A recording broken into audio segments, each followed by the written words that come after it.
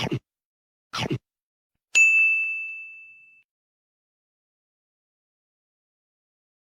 hello peoples! Welcome back sa another episode sa buhay ko. So, ang story ito ay tungkol sa kung gay ka and you find this video annoying or disgusting, you can skip. Or kung curious ka, ganito kasi yan. Nung first time ko magkaroon ng mens, ay kung hindi mo pa pala napanood yung video ko about first blood, pwedeng mong i-check yung video sa link na ilalagay ko sa description box. So, ayun nga, nung first time ko magkaroon ng mens, feeling ko hindi naman siya masakit or wala naman talaga akong naramdaman. Actually, yun lang yung bloody sa buhay ko na wala akong naramdaman na pain. Pero, yun ang inakala ko. Simula first year nung nag-start ako magkaroon ng mens hanggang fourth year na gumraduate ako from junior high school, never akong nagkaroon ng dysmenorrhea. Pero isang araw, papasok ako sa school nung grade 11 na ako.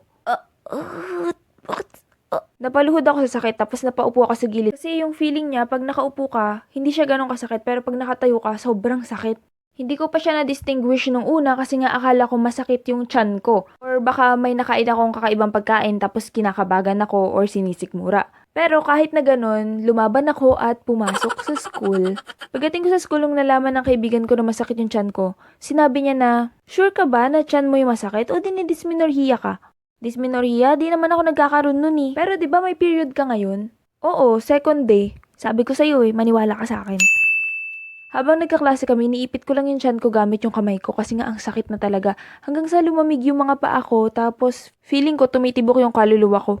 Pumunta na ako sa clinic. Tapos doon tinanong-tanong ako ng nurse, tapos binigyan ako ng ganito. Isang gamot at isang bag ng mainit na tubig.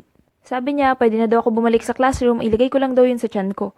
Tapos, tama nga yung school clinic namin na wala yung sakit ng tiyan ko. Pero tuwing tinatanggal ko yung bag ng mainit na tubig sa tiyan ko, bumabalik yung sakit. At dahil doon, na-confirm ko na, ganito pala yung feeling ng dysmenorrhea. Hindi lang pala nag-iinarte yung mga kaklase ko nung high school. Ang hindi ko lang alam is kung bakit ako nagkaroon ng dysmenorrhea, samantalang dati hindi naman ako nagkakaroon nun. Hindi ko lang sure kung tungkol siya sa mga kinakain or sa pagbabago ng katawan nating mga babae. Kung alam nyo, comment down below yung mga reasons kung bakit nagkakaroon ng dysmenorrhea.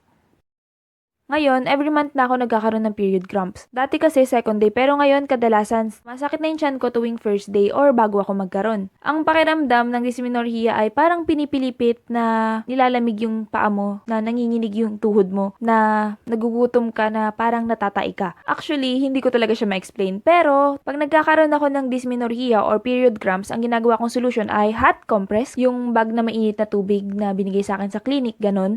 Or kung wala kayong hot compress, kumuha kayo ng bote na babasagin, tas babalutin nyo siya ng tela at talagyan nyo ng mainit na tubig sa loob, tas iinit na rin yun. Tada! Para na rin siyang hot compress, improvised lang. Pero useful. Sa pang-effective solution sa akin, yung pagsusuot ng high socks. Kailangan medyo above the knee or below the knee yung high nung socks. Basta natatakpan yung buong binti para hindi ka lamigin. Or psychological factor lang ata to sa akin, pero talagang effective siya sa akin. Pag naka-high socks ako, hindi masyadong masakit yung tiyan ko. Isa pa is yung uminom ng mainit na tubig. Kasi pag umiinom ako ng mainit na tubig during my mens ako, parang dumadaloy sa lalamunan ko yung mainit na tubig, tapos feeling ko pumupunta siya sa tiyan ko. Ewan ko kung psychological factor lang din siya o totoo, pero feeling ko effective yung pag-inom ng mainit na tubig kapag may dysmenorrhea. Tapos, last option ko is pag-inom ng gamot pag hindi ko na talaga kaya yung pain. And one last hack para mawala yung dysmenorrhea is mag-poop. Alam ko masakit at mahirap umire pag may mens ka, pag mag-poop ka, pero trust me, pag nalabas mo yung poop mo, heaven.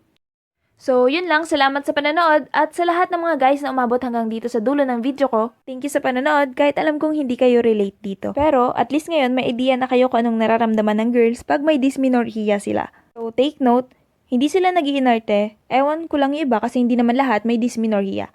Iba-iba din yung experiences at katawan ng mga babae. So, ayun lang. Basta, respect na lang if sinabi ng girl sa inyo na meron sila nito or wala. Kasi, kahit ano doon is possible. So, yun lang. Don't forget to like, share, and subscribe. Bye!